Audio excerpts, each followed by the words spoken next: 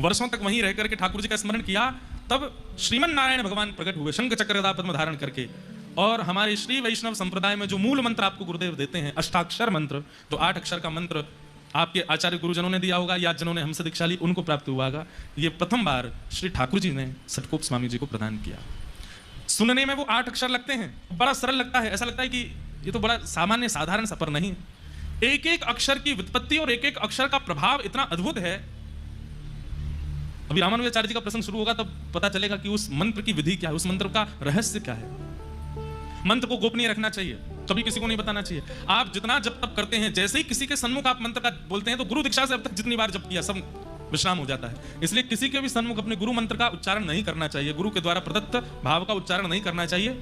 चाहे आप किसी भी परंपरा में हैं, अपनी परंपरा के गुरु प्रदत्त मंत्र का उच्चारण नहीं करना है। सब चीज प्रकाशित कीजिए, पर कुछ चीजें छुपाई जाती हैं और वो छुपी हुई ही अच्छी होती हैं।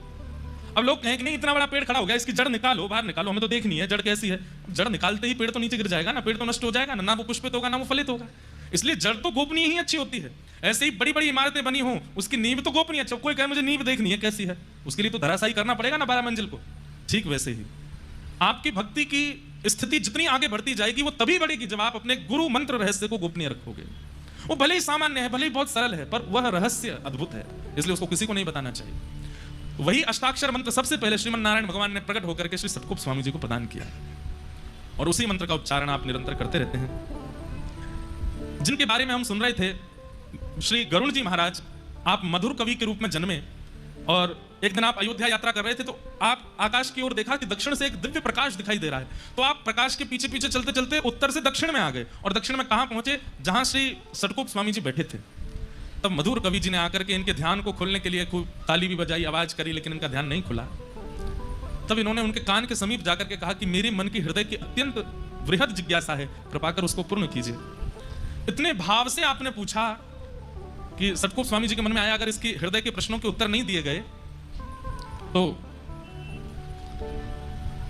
उद्धार कैसे होगा। तो आपने तुरंत बरसों की समाधि खोल करके उनको सन्मुख बैठाया, बोले क्या प्रश्न है, प्रश्न पूछो। तब उन्होंने 5 प्रश्न पूछे। प्रश्न कितने सुंदर हैं, सुनिए। पहला प्रश्न, मैं कौन हूं। मेरा नाम चाहे जो हो, मैं चाहे जहां जन्मा हूं, लेकिन वास्तविकता में ये मैं हूं कौन। पहला प्रश्न कौन पूछ रहे हैं, मधुर कवि जी पूछ रहे हैं सटकोप स्वामी जी से। दूसरा प्रश्न आपने पूछा, ईश्वर कौन है। पहला मैं कौन हूं, दूसरा ईश्वर कौन है। और तीसरा प्रश्न आपने किया, ईश्वर से मिलने का उपाय क्या है, उस परमात्मा से मिलने की विधि क्या है, उपाय क्या है, कृपा करिए बताओ।